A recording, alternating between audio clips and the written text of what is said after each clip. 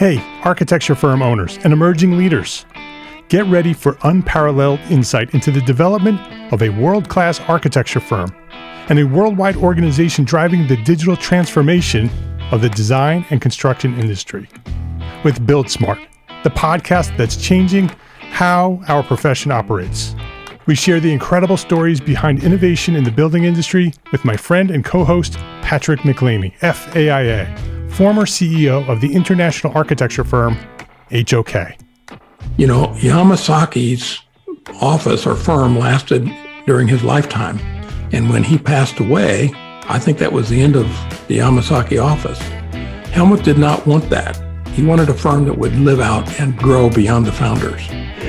In Season 1, discover the untold stories behind HOK's meteoric rise, from 150 employees in St. Louis to a powerhouse with over 1,900 staff members and 27 offices worldwide. You know, they weren't as polite as the Kojima people. That was just boom. And anytime you have a creditor, whether it's Kojima or the bank, that wants their money, unless you can raise money someplace else, you are out of business. Bankrupt. And hold on tight for Season 2, where Patrick takes us on a new adventure as chairman of Building Smart International, shaping the future of digital transformation in the design, construction, and operation of built assets.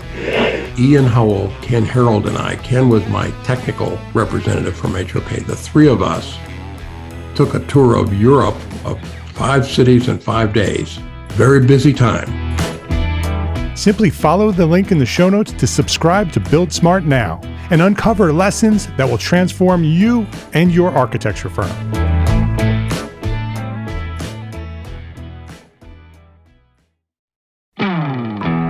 Hey, architecture firm owners and emerging leaders. Get ready for unparalleled insight into the development of a world-class architecture firm and a worldwide organization driving the digital transformation of the design and construction industry. With Build Smart, the podcast that's changing how our profession operates. We share the incredible stories behind innovation in the building industry with my friend and co-host, Patrick McLeamy, FAIA, former CEO of the international architecture firm, HOK. You know, Yamasaki's office or firm lasted during his lifetime. And when he passed away, I think that was the end of the Yamasaki office. Helmut did not want that. He wanted a firm that would live out and grow beyond the founders.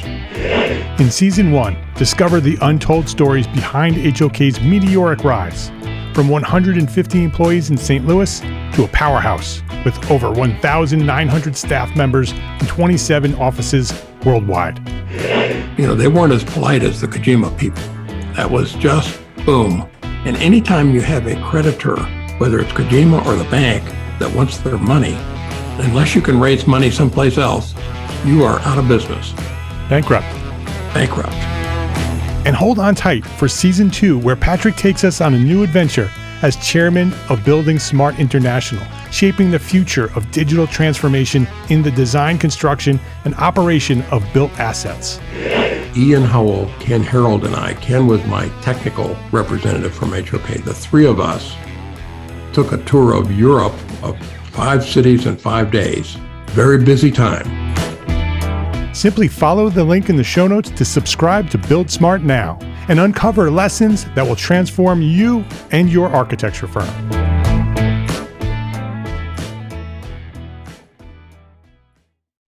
There is a better way to practice architecture.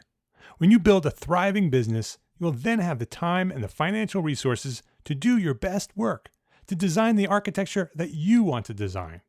We've built a powerful program of resources, training, and community for you, the small firm architect. We'll show you how to build a better business so you can be a better architect. EntreArchitect Academy. To learn more, visit the homepage at EntreArchitect.com. You're listening to EntreArchitect Podcast, and this is episode 178.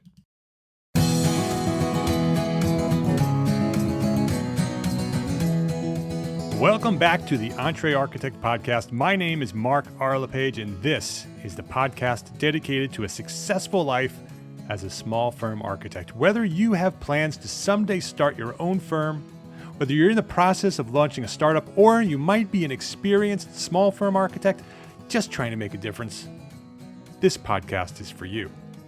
My goal is to inspire you to build a better business so that you may pursue your purpose with passion and live the life of your dreams. I am loving this series, The Entrepreneur Architect, where I interview you. You are the members of EntreArchitect community from every corner of the universe. Small firm entrepreneur architects coming to share your story here at EntreArchitect Podcast. It is a great opportunity for you. It's a great opportunity for all of the community to hear the many, many stories that so many entrepreneur architects have. We all have a story, and we're all here to share our knowledge. So this week, I have another entrepreneur architect. This week, Nathan Buhler, entrepreneur architect. This episode of EntreArchitect Podcast is supported by our platform sponsors, FreshBooks, BQE Software, and ARCAT. And I'm going to share a little bit more about these great companies later in the show, but before we get started here, take a quick note to schedule some time later this week to visit each one of them. Go check them out and let them know that you appreciate them supporting us, the EntreArchitect community. Nathan Buhler, welcome to EntreArchitect Podcast. Hey all, thank you so much for having me. Excited to be here. It's great having you here. We've connected a bunch of times on social media, so it's great to have you here in the podcast chair to hear your story. Yeah, thanks so much. Nathan's an architect and the owner of BLD. It's BLDG, right? Not building. BLDG Workshop, Yep. like the short form of building, yeah. Great. So it's BLDG Workshop in Toronto, Canada.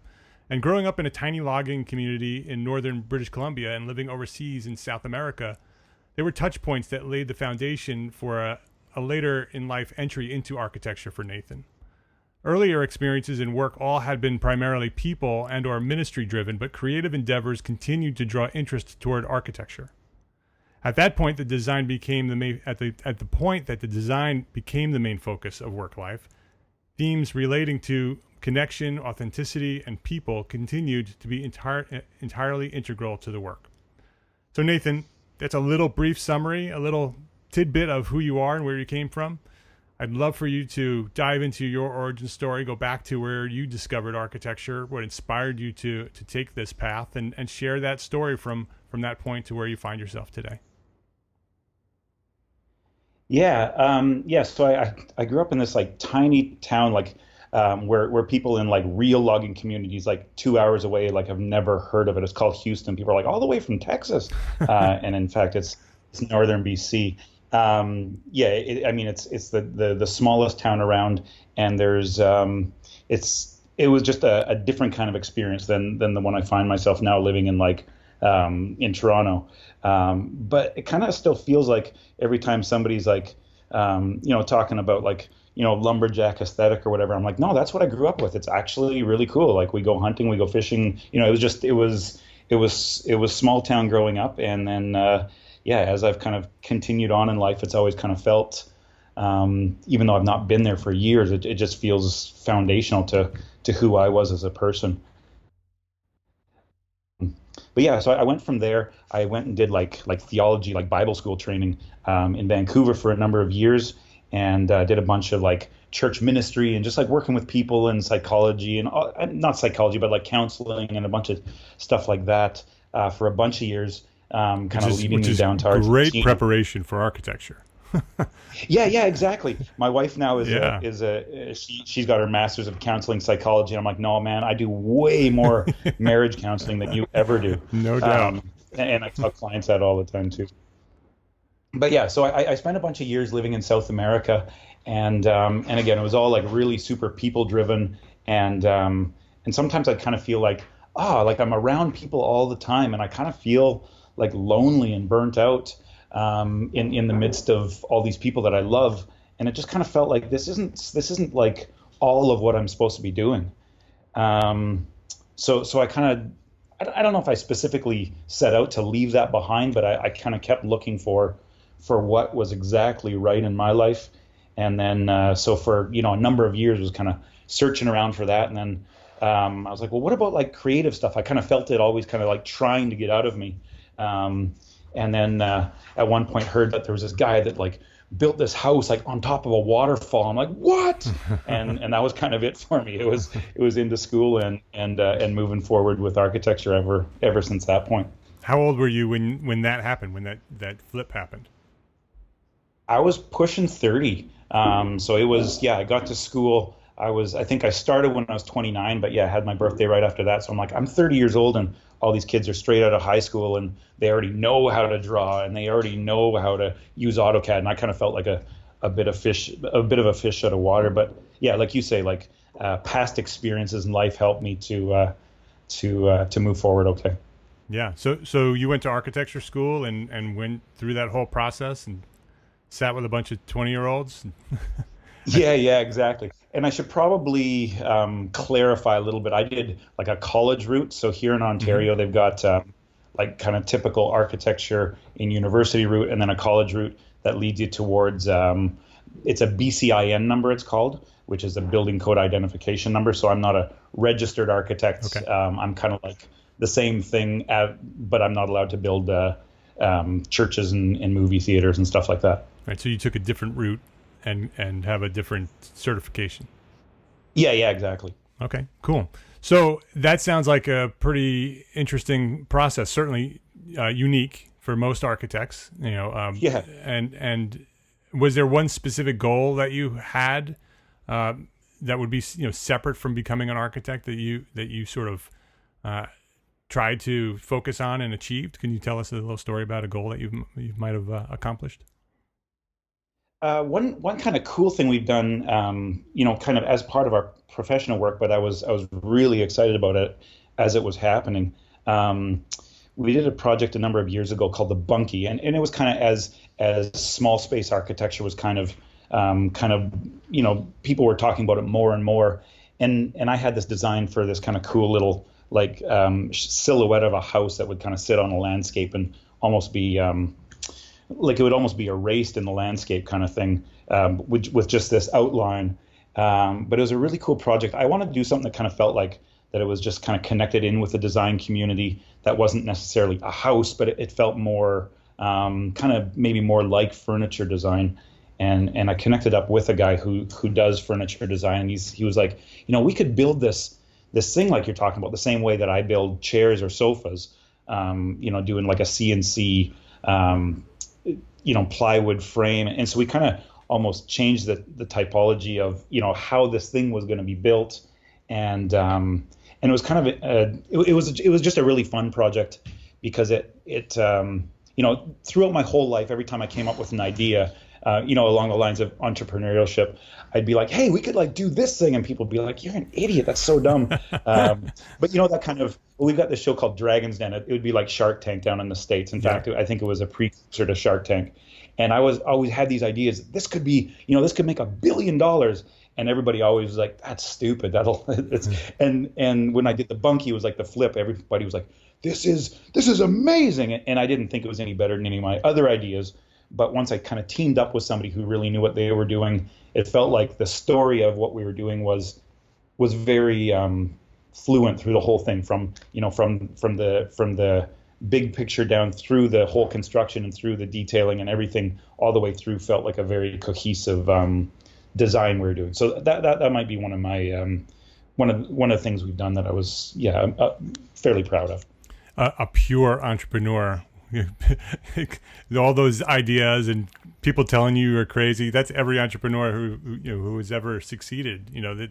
That's imagine Uber and them telling you that what Uber is going to be in 10 years when they first came up with that idea.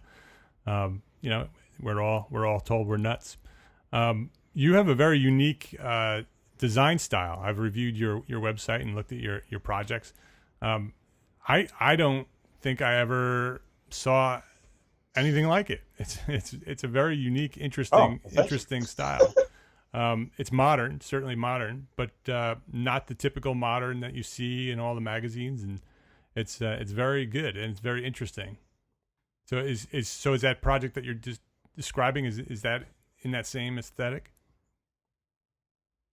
It would be a little bit different, and it wouldn't. I think anybody that would see it would be like, oh, that's a cool thing. But 5 or 6 years ago, when we were kind of coming up with it, it maybe felt a little bit more design forward than it might now.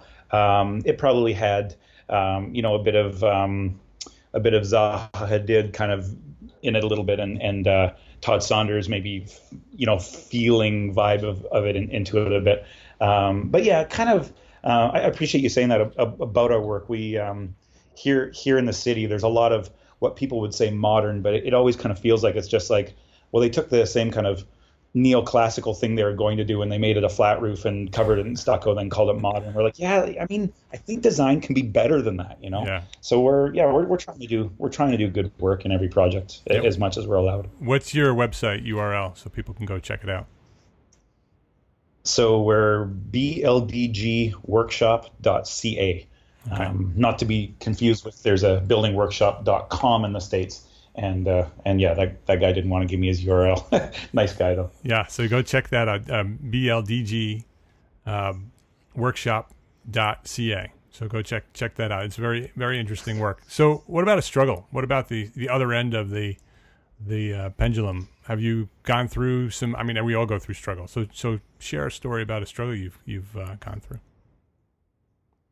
Yeah, well, it's probably actually somewhat related to our Bunkie project, but certainly in a similar time frame. We were doing really well with the company, like maybe 3 years ago or something. We're still a young firm. We're only about 6 years old, but things have been rolling really nicely for us. And then we did spend a lot of time trying to push the Bunkie forward, and we still do. But all of a sudden, it felt like projects just weren't coming in, and we hadn't had a problem with that before. And all of a sudden, it was like the tap turned off, and they just weren't. So I got to a spot where just financially, there wasn't enough work coming in, there wasn't enough payment coming in, that things were just looking really, really bleak. I needed to, at that point, one of my partners in the Bunkie, who was an employee in building workshop, he just kind of slowly made his way off to do some other stuff. And then I had another full-time staff who I ended up having to lay her off. There was just no work coming in, and it wasn't market driven or it wasn't something to do with the way the economy was. It was just, I guess I hadn't done well enough at continuing to push my name out there, and I'd somehow kind of been left behind as far as where people were looking when they were looking for somebody to do their home. So I mean, that was definitely a struggle, and we've it feels like at this point we've worked through that, or worked through most of that. And I mentioned to you, in a couple spots that EntreArchitect was a massive piece of turning that around. So again, thank you so much. Yeah, you're welcome. I appreciate you saying that, and I'm glad we're there. Because that's why we're there. There are a few sources that are doing what we're doing, and there are a lot more now. But when I started, there were almost none. I started in 2007, relaunched it in 2012, and so I'm glad. I'm glad that we're making a difference, and I'm glad that we can help you. Yeah, absolutely. I was going to say something there about just how you'd helped. It was just one article specifically that I kind of keep coming back to, and it was basically talking about cash flow, and here's what here's what it's going to cost to run your firm, which isn't anything like how much it would seem in your head like it should cost. Like you feel like if I could make a bit of profit on top of the money that's going out, we should be cool. And when I actually kind of worked through the numbers, it was like, shoot, I need to bring in a lot more work if I'm not going to have to shutter this thing. Yeah. It's hard. It's being an architect is not easy, and being in business is not easy. And so if we just focus on the things that are fun, we tend to slip, and then we find ourselves. Go ahead. Yeah, they don't teach you those things in school, right? I mean, I'm sure we had a business course that said, here's how you put a business plan together. But yeah, we all get taught to be Frank Lloyd Wright, and in the end, it's like, oh, you've actually got to like be kind to people and know how to bill and stuff like that. Right. Let's take a quick break to say thank you to our platform sponsors here at EntreArchitect: FreshBooks, BQE Software, and ARCAT. 192 hours.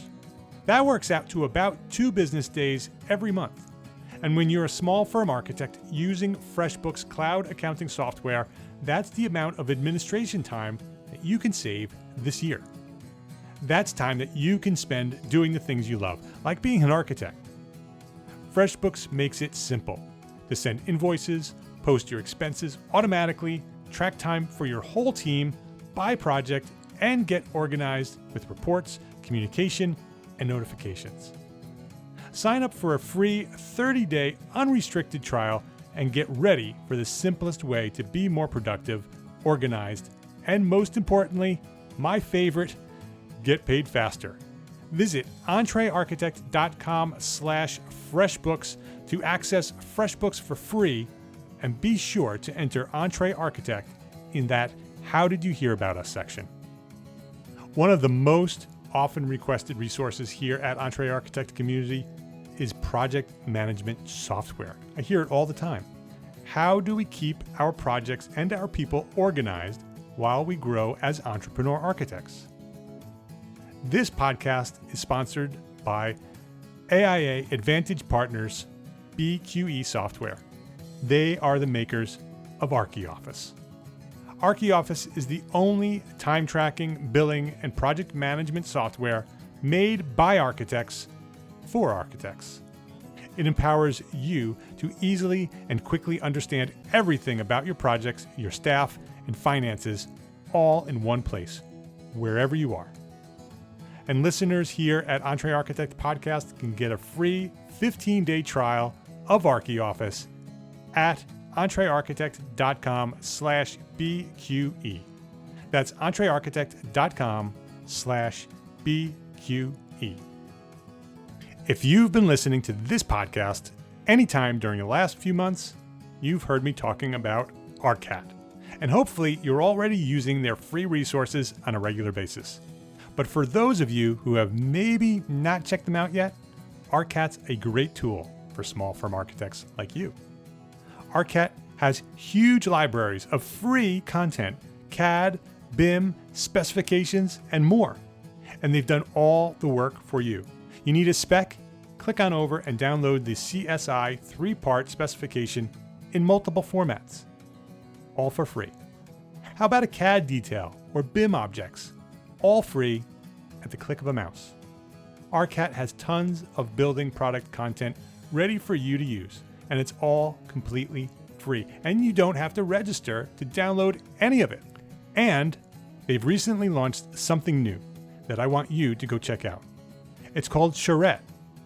Create a project, assign tasks, share and collaborate with colleagues and clients in real time. Pull content from the ARCAT database, all that free stuff I'm talking about, you can pull it there and throw it into Charrette. Anywhere on the web, found something out on the web, pull it in, put it into Charrette. It all keeps it organized in one place, and you can collaborate with your clients and your colleagues. And this is free too. So visit them at EntreArchitect.com/ARCAT, that's ARCAT, EntreArchitect.com/ARCAT, and click on the Charrette icon right there on the homepage to learn more. FreshBooks, BQE Software, and ARCAT.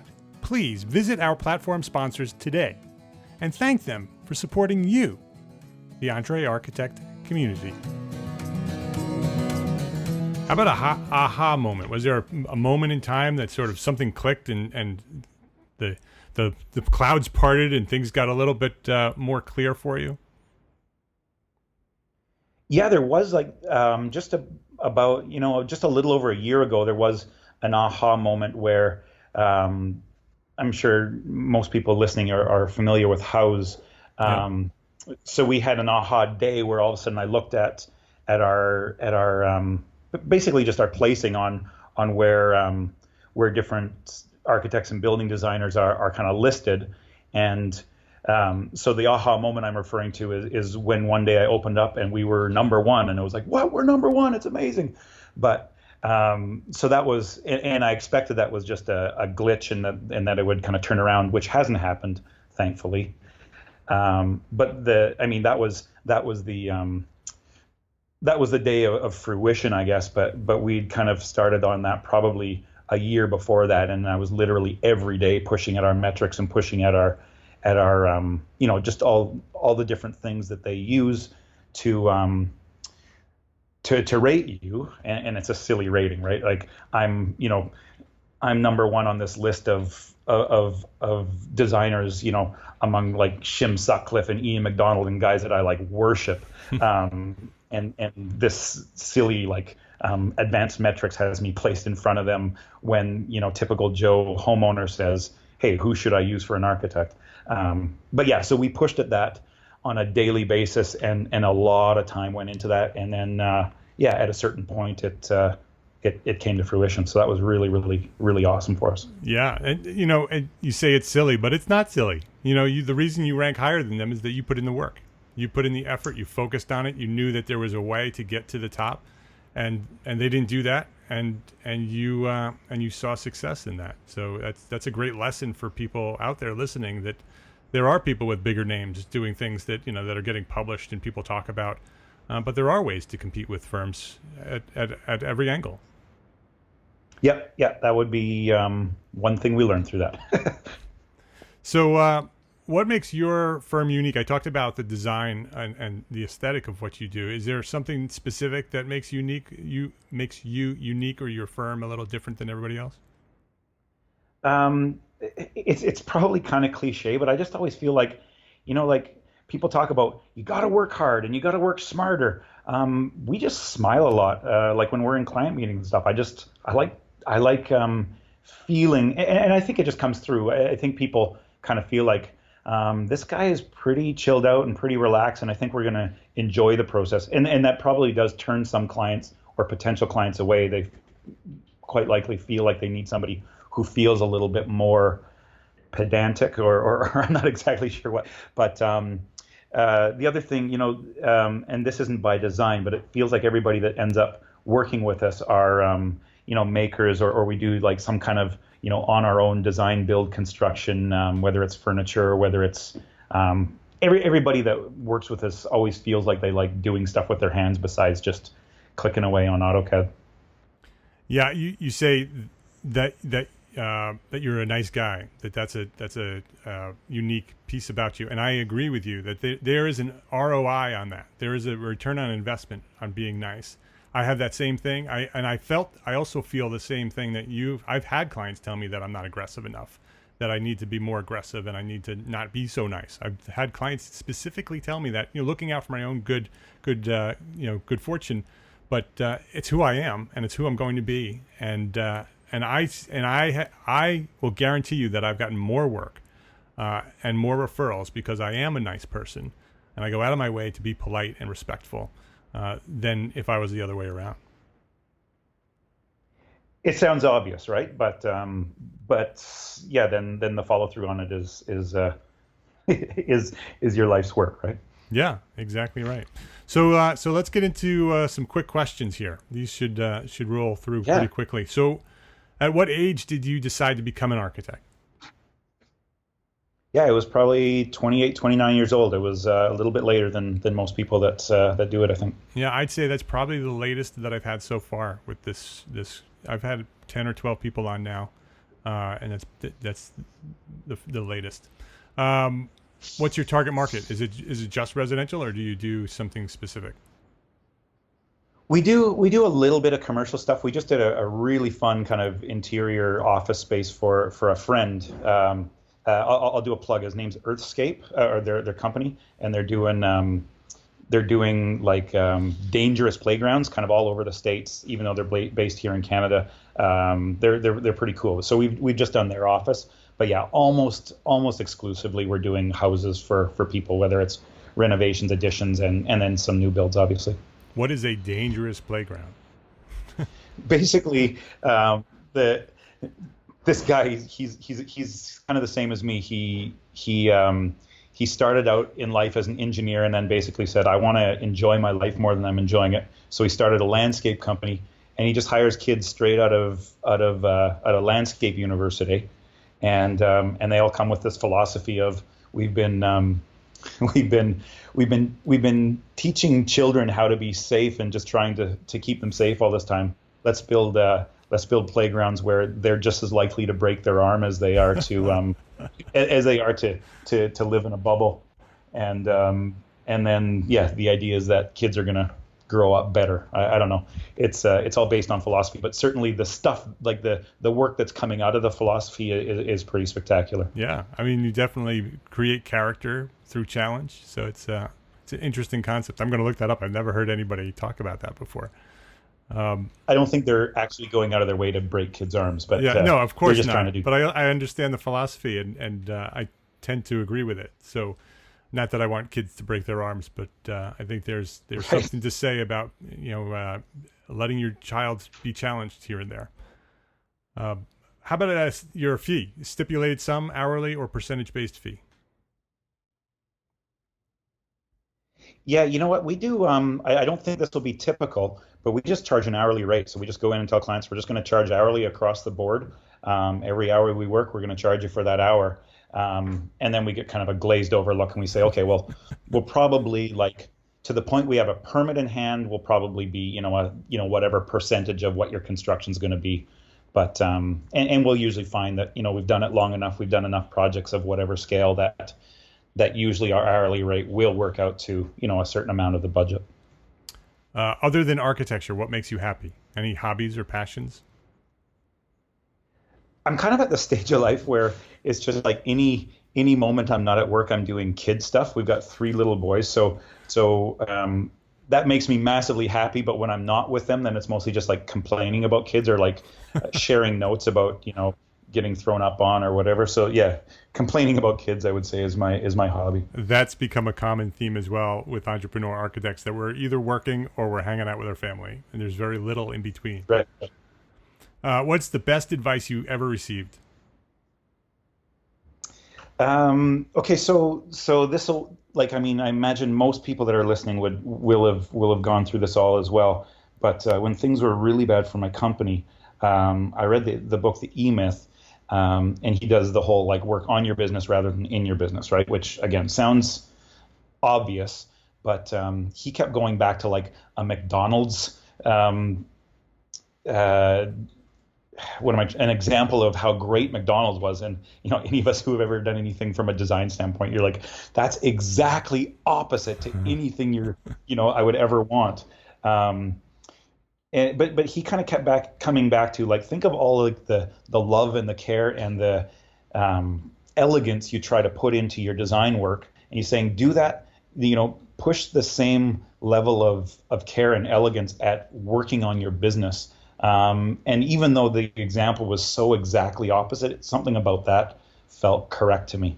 Yeah, because he's using McDonald's as an example of a system that works. And we may not necessarily agree with the result of that system, but we can't deny that the system works at McDonald's.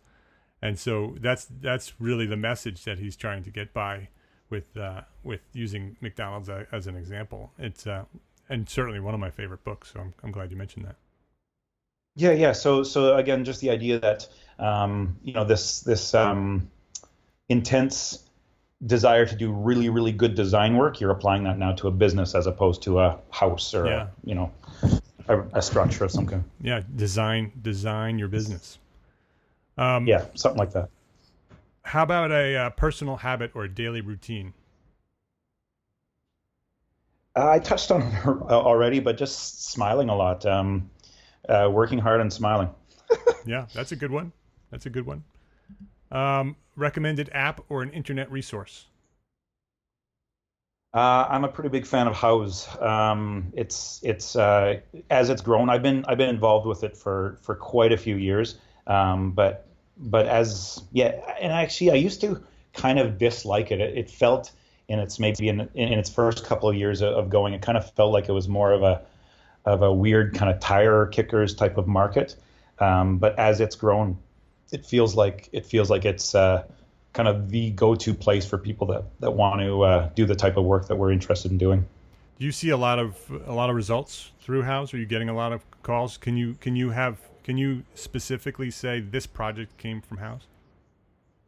Yeah, absolutely. I'd say I haven't done this within the past couple of weeks, but maybe a month and a half ago, I looked through our projects and say if we had 20 on the board, probably 60% were direct Houzz pickups. Wow, very good, very good. So you should go check out Nathan's Houzz account as well, and go see how it's set up and the way it's working. Actually, I spent some time on that. If I can throw this out, go ahead. And you can edit it out if it's not cool. But no, it's definitely cool. That's what this is all about. I spent enough time at it and kind of worked through things enough with them. I thought, if people wanted to use me as a resource, I'd probably need to figure out a way to monetize it. But I mean, if people wanted to connect with me and say, hey, how can I, spend some time doing what you did, I could talk to people about that. Yeah, I think that's a great idea. Is there a way that people can connect with you to do that? If somebody wants to sort of hire you as a coach to put together a Houzz profile, how do they connect with you? Yeah, well, my phone number's on my Houzz account, or my website is connected there. The email that's at the website gets to me.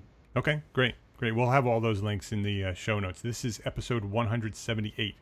So people can go to EntreArchitect.com/episode 178, and we'll have links to the Houzz account and your website. How about a book? We talked a little bit about the E-Myth. Is that your recommended book, or do you have a different recommended book? I mean, that was the one I jotted down saying, hey, this has kind of changed things for me. Less than a book, just that article I mentioned from EntreArchitect really changed things for me. I mentioned before I've been involved in lots of church ministry stuff. So I know this guy who wrote a book called Anointed for Business. That's probably not most people's cup of tea, but it's basically saying, hey, you can approach your daily life as a ministry. So if people are interested in that side of things, they could look that up as well. Yeah, I'm going to look that up because I am interested in those kind of things. Okay. So let's get to this question. What's one thing that an entrepreneur architect can do today to build a better business for tomorrow? Yeah, I think it probably relates to what I was talking about before with my when I was going through my struggles. And I was talking to a contractor just the other day. He's like, Nathan, you get all these jobs and you got to work on these jobs and you got to do good work on these jobs. And you finish those jobs and you find, hey, there's no more jobs. So yeah, I spend most of my time now working on upcoming projects more than working on the actual projects. So a parting piece of guidance, and then we'll wrap up with some contact information. Try to be kind to people. Try and do as good a work as you can. What we've been finding just over the past little while, if you can work with graphic designers, it feels like they always want to do good work and be kind to people too. And so then if they become your client, they kind of feel your pain about not being able to do as good a work as you could do. And so then they give you freedom to keep doing better and better work. So we've got probably 3 projects I can think of off the top of my head that have been with graphic designers, each one where they're kind of pushing us to do better work than we would have otherwise done. So that's interesting. That's a big bonus. Yeah. So that's a target market. So if you like working with graphic designers and they do let you do great work and they're good clients, that's a market you want to target. So what's the best way we talked about? And then they pay you too. Even better. So the best way to connect with you, we've talked about, is the website, right? So bldgworkshop.ca. Is there anything else that you want to say before we wrap up? And then on my Houzz page too, that's probably even more updated than my building workshop. But yeah, just again, appreciate so much the opportunity to chat with you, Mark, and appreciate so much the work that you do and how it's literally helped my firm very integrally, how you've helped my firm not to die. Well, I appreciate that. I'm glad that we're here. I'm glad that I could be of service, and thanks for sharing that. And thank you for being here and sharing your story at EntreArchitect Podcast. Appreciate it a lot. Hey, if you liked what we did here today at EntreArchitect Podcast, I'm going to ask you to do me a favor. 2 things. 1, share this episode with a friend. The link is EntreArchitect.com/episode 178. It's the 178th episode of EntreArchitect Podcast. So go share that. Think about somebody that might benefit from what Nathan shared here today and send them a link to EntreArchitect.com/episode 178.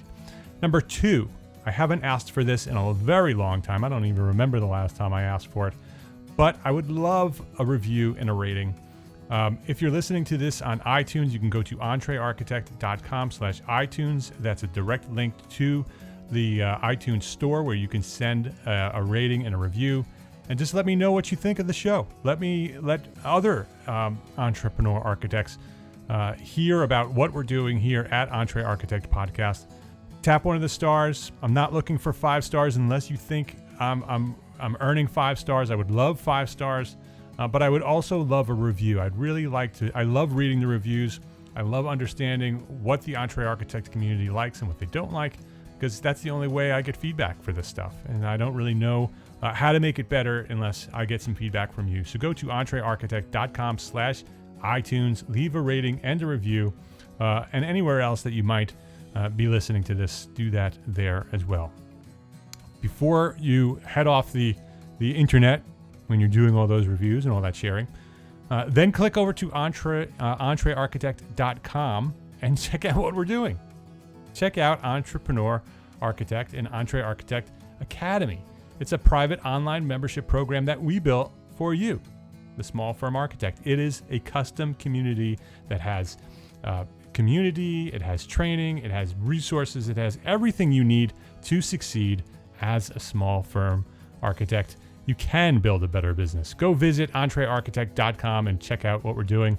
My name is Mark Arlepage, and I am an entrepreneur architect, and I encourage you to go build a better business. It's the only way. So you can be a better architect. Love, learn, and share what you know. Go do it. Thanks for listening. Have a great week.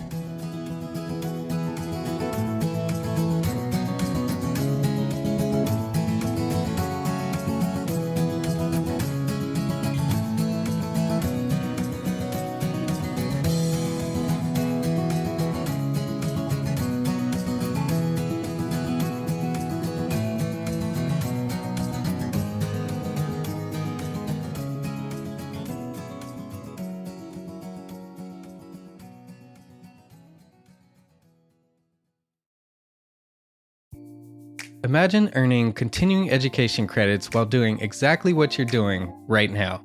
Well, you can. Gable Media has revolutionized the way you earn your continuing education credits with a groundbreaking approach. Forget running around town and scouring the internet for credit-worthy courses.